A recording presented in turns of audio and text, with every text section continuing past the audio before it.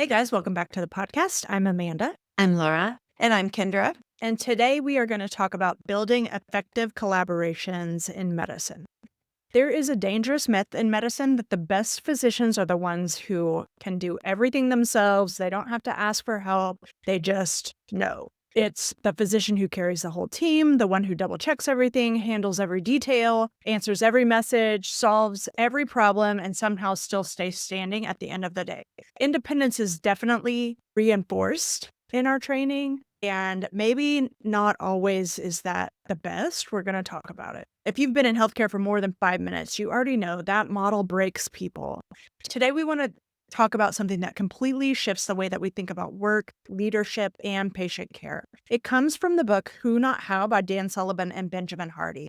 The core idea is simple. Instead of asking, how do I do this? Start asking, who can help me do this better? And honestly, medicine desperately needs this mind shift. This needs to be collaborative instead of all independence. Healthcare has become way too complex, too specialized, and too emotionally heavy for isolated excellence to be sustainable anymore. The future of excellent healthcare is collaboration, not martyrdom. Yes, collaboration is one of my favorite words. It's so helpful, not only at work, but at home, just everywhere. So we're going to talk about the lone wolf physician. We have many clients who show up to see us experiencing burnout, and this is often how it starts. Many physicians were trained in environments where independence was glorified, and oftentimes we might have been afraid to ask for help for fear of looking stupid or of being humiliated. So if we needed help, we would figure it out. Overwhelmed, push harder. Drowning, don't let anyone notice. I remember, this is bringing to mind a specific Valentine's Day. I don't know, it was probably 2002. I'm on my internal medicine rotation, and it must have been 2001 because I think I was an intern. My supervising resident left me on call with this morbidly obese man who was circling the drain. Like, the man, he needed to be put on the ventilator, and she was just like, just call anesthesia to do it. And I was like, I call it anesthesia, and I can't remember they couldn't come for some reason, and I'm freaking out. And I just was like, I just felt pretty alone in that moment. I remember calling my husband, he was an anesthesia resident. He was not on call that day, but he did, bless him, he came into the hospital and just sat with me while we got that figured out. But I just thought, man, how many times does that happen where trainees are kind of just left on their own, not feeling fully equipped to be able to handle a particular situation? And Sink or swim, baby. Fast times by fire. Right? Yeah. It's rough out there, y'all. And then we slowly become bottlenecks in our own systems because that becomes a habit for us where we're like, well, I guess I have to do it. Maybe we overchart. We try to be perfect in our charting, and then we get behind in our chart, sometimes critically behind, where it's a big, big problem for us. Maybe we have MAs or APPs who work with us and we micromanage them. I work with some APPs who experience this with some physicians, where these are excellent practitioners who are, they are so smart, and they get undermined by doctors who actually, some of them don't even know as much as the APPs do. So that's the way we might do it. We might delay projects because they want everything perfect. I'm certainly guilty of that. And they resist delegation because sometimes it's nobody else will do it right. Sometimes it's faster if I do it myself. And sometimes these things are true and they can be maladaptive sometimes. So just something to be aware of, because eventually that approach is going to create exhaustion, resentment, inefficiency. It's just going to create a lot of stuff you don't want. Not because you're weak or incompetent or inefficient. It's because no human being was ever designed to be able to do all the stuff that we do. If you think about just the sheer amount of information our brains process every day, and think that, 100 years ago, most of us still working on farms without any computers or phones or any of the stuff that we deal with on a daily basis, and all the decisions that we have to make. It is just like we have made a huge leap in what we're expecting from ourselves versus what our biology or our brains can actually manage. Yeah. And we think about this in medicine because, like we said, we're in medical school, we got in there by ourselves and then you study by yourselves and you're like expected to make it. And then you apply and you get into residency. And some specialties are better at collaboration than other. I know in the ED, we're a team sport. And that's one of the things that actually drew me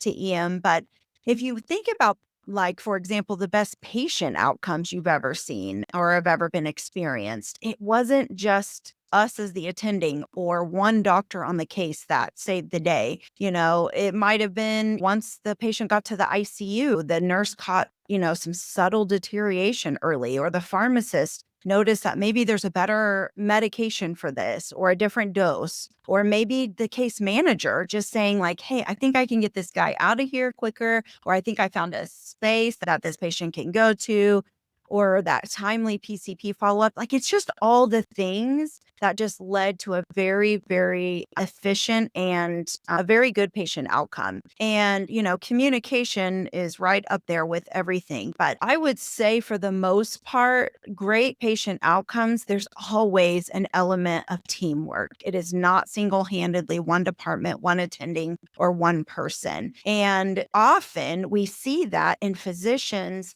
that thrive in this career for the long term, they are really very, very good at collaborating.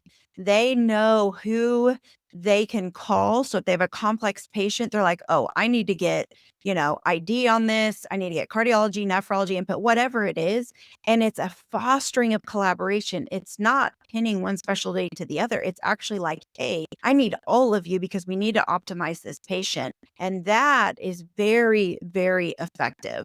There are lots of studies written about collaborative medicine in some fashion where you have specialties and subspecialties working together and patients just do better. Now we're going to talk about the 80% rule. So this is one of the most powerful ideas from the book. This is this 80% rule, meaning that if someone else can do something 80% as well as you can, you should probably let them do it.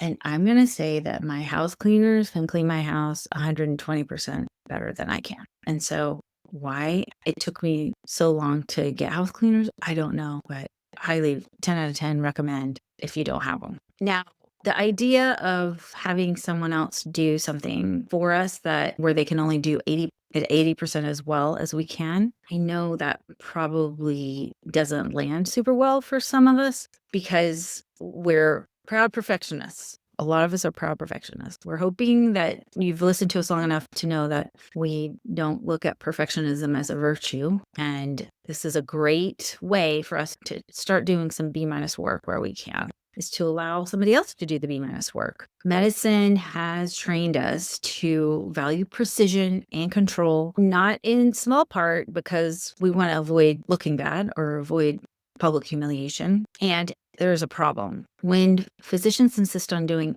everything themselves at 100% perfection, they will create delays. We see this oftentimes in doctors who are overcharting. If you're writing a novel for your patient's charts and you are charting at home, you must stop.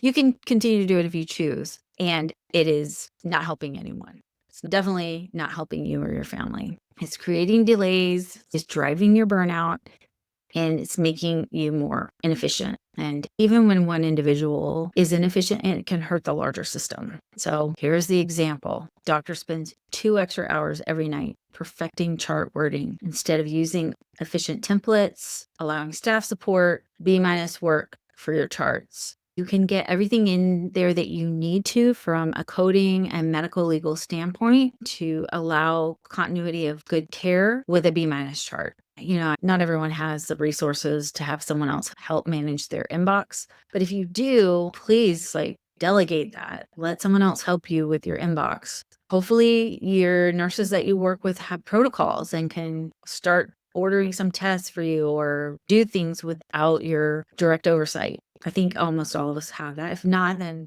definitely that would be a must do. Hopefully you're not redoing work that was already done competently because it wasn't done exactly your way. I think most of us, no matter how perfectionistic we are, might have given up on that, but it does show up. And many of us do have some obsessive perfectionistic tendencies. It's important for us to look at those and ask ourselves, is this really who I want to be? Is this really as virtuous as I think it is? Because doing all that stuff makes our stress skyrocket. Our families get a totally fried version of us that is kind of snappy and rude and not so fun to be around. And we eventually get to a point where we're like, this is not what I signed up for. I had no idea that working in medicine would be like this. And they want to quit and go do any number of other things. The goal is not to be careless or cavalier or sloppy. The goal is to be sustainable. The goal is to have appropriate excellence. When we pursue perfection, we were always going to be frustrated because it's an impossible goal. Excellence is achievable, and there's a huge difference there. And I would say B- on the charts definitely falls within excellence. You want to save your A game for your clinical decision making, for procedures, for communication with patients directly and connecting with them. But the charts, come on, nope, B-. Yeah, maybe save your A game for the things you actually went to med school, what your intentions were when you went to med school, and the whole rest of it. B- is still better than average. Like, Yeah, let's For just sure. note it. It's not a failing grade. It's still pretty darn good for the things that you had no interest in the first place. Yeah. Yeah. And even I think about, we've talked about this before, even if that sounds cringy and y'all are like, I've never got a B- in my life. I've gotten plenty. Thank you. And I'm still a doctor. But I would say, like, sometimes we could make this about, like, we've talked about this before, an hourly wage, even. Like, if there's someone that gets paid $50 an hour to do that job at least 80% or better, and your hourly rate is $300 an hour, which budget would be better spent, right? The $50 an hour, save yourself some money. Your expertise, your professionalism, the thing you went to medical school, that's worth that $300 an hour. Do your $300 an hour task. And let the person that makes $50 an hour that can do it at least 80% of the job or probably better, just like Elle was saying about her housekeeping. Like, I can't even get my housekeeping done. I get stuck in a closet and then my day's over. 5 hours later, I'm still in the same closet. So I praise God for my housekeeper. Yeah. That's a funny thing. Kendra and I work in a place where we are blessed to have so many other women physicians that we like hang out with socially and stuff. And we would go shopping sometimes with some other ladies that didn't work in the ER. And they would just be on shopping sprees. And we would be like, that's a whole nother shift I have to work. Just I brings did a not little need that person perspective. shoes. So I would rather take a day off. Yeah. But on the other hand, there are so many tasks that were not rewarding that I could pick up one extra shift and cover all of it, like maybe for the year. I mean, and that's the sort of thing like that's available to you. So let's talk about how to create better systems. And one way is with fast feedback. Another key to effective collaboration is shortening that feedback loop. So in healthcare, often we wait way too long to communicate problems. A nurse might notice a workflow efficiency but says nothing for 6 months. A physician feels frustrated with referrals but never addresses it directly, just mumbles under their breath. A clinic process clearly isn't working, but everyone just adapts silently instead of improving it collaboratively. Strong teams normalize fast feedback. But what that means is we have to be open to feedback. We have to be seeking feedback. We have to create an environment where it's not punitive if you get feedback. And the other thing I would say is I felt like I gave feedback a lot and nothing came of it. And then that's that learned hopelessness that sometimes we come to. So anything that we can do to normalize and speed up fast feedback is going to be helpful for our system. So not aggressive feedback, not humiliating feedback, not punitive, but fast, clear, maybe even actionable, respectful feedback. So like, hey, this discharge workflow keeps creating confusion, or can we adjust this order set? I noticed that most of us aren't using this particular lab or whatever it is. I notice patients keep misunderstanding these instructions. I notice patients keep coming here for their care where they should be elsewhere. How can we make this easier for everyone? Things that could lead to a benefit earlier would be useful. Faster feedback, when that happens, it's because there's faster trust and a desire for efficiency to grow. Yeah, I think that's a real good point because you're right, Amanda. Like, we do have that learned helplessness over time. But I'm wondering too, when I think about it, like bringing it inside your sphere of control. I would say the biggest bang for the buck on this fast feedback is just really the things that you can control. Like Amanda and I work in a shop that's kind of off main campus, which is beautiful because we do have autonomy and control over a lot of things that happen in our shop. And that's where like I've shifted about 80% of what I do as medical director in the things that we know we have autonomy to control or shift or change that make our shop run so much better. I do hand off a lot of things and I put them out there to the powers that be. I don't expect a lot back, but the 80% of stuff that I do choose to spend energy on are the things in our shop. And that's that fast feed. Like, how is this DAC working? Is this lab thing working? You know, like getting feedback all the times. I'm constantly asking my team. And I'm like, if this isn't working, then let's troubleshoot. You know, if the nurses find that that's a clunky workflow, let's work with them to make it better for them. We do a lot of different things for a lot of different specialties, and we take it and then we make it how we can make it work in the most efficient way. So I think that fast feedback loop is so important in that way when you bring it into the things you actually have control over. And this is probably one of my favorites. This idea of being the hero to the people you work with.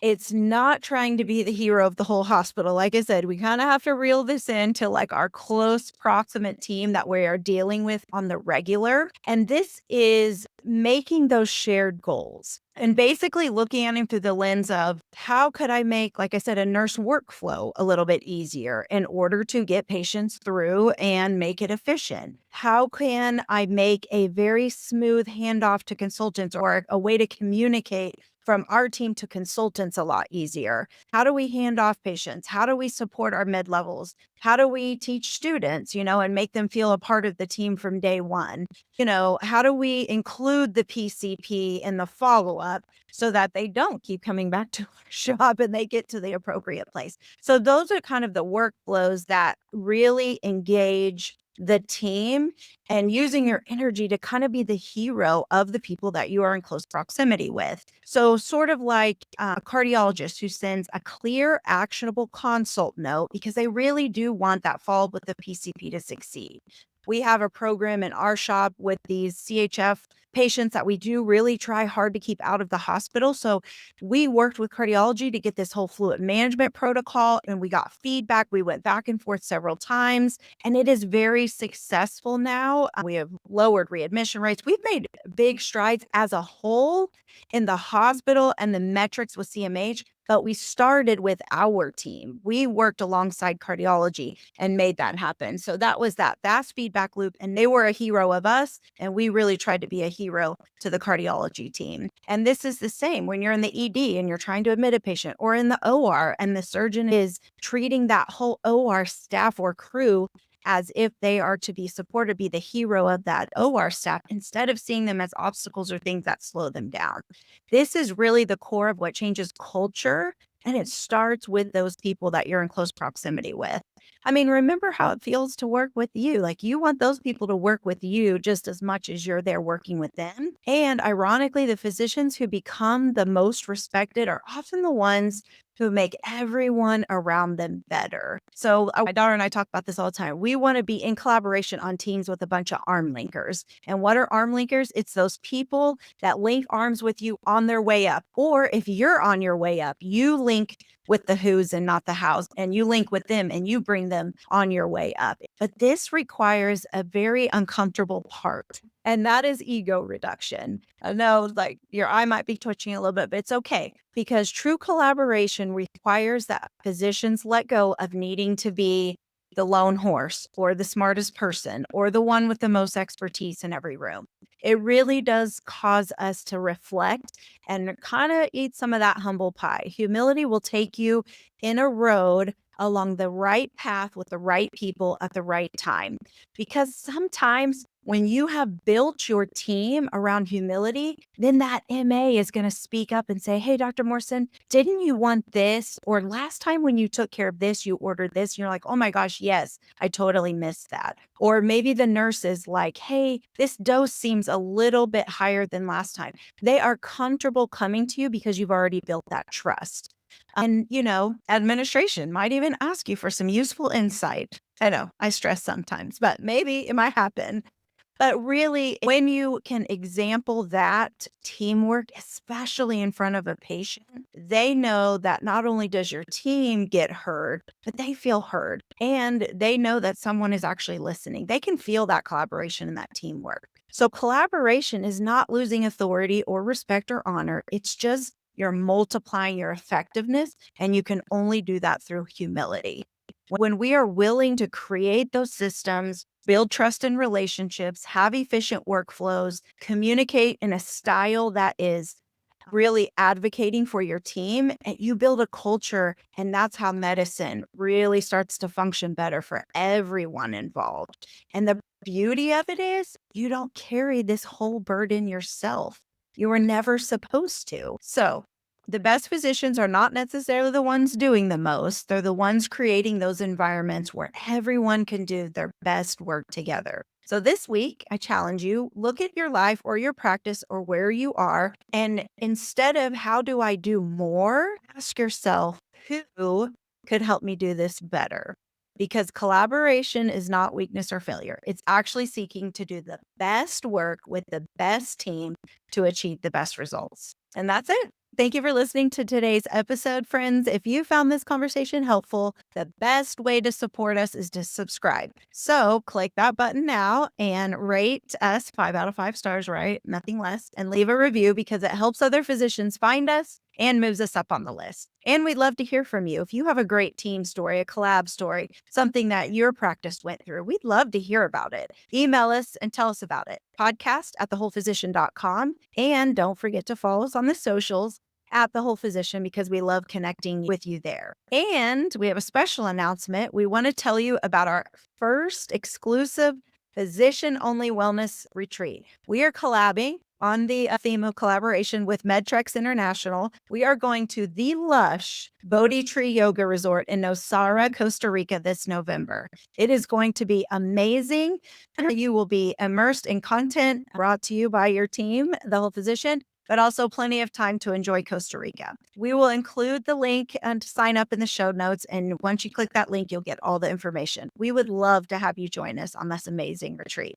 So thanks for spending time with us today. Until next time, you are whole, you are a gift to medicine, and the work you do matters.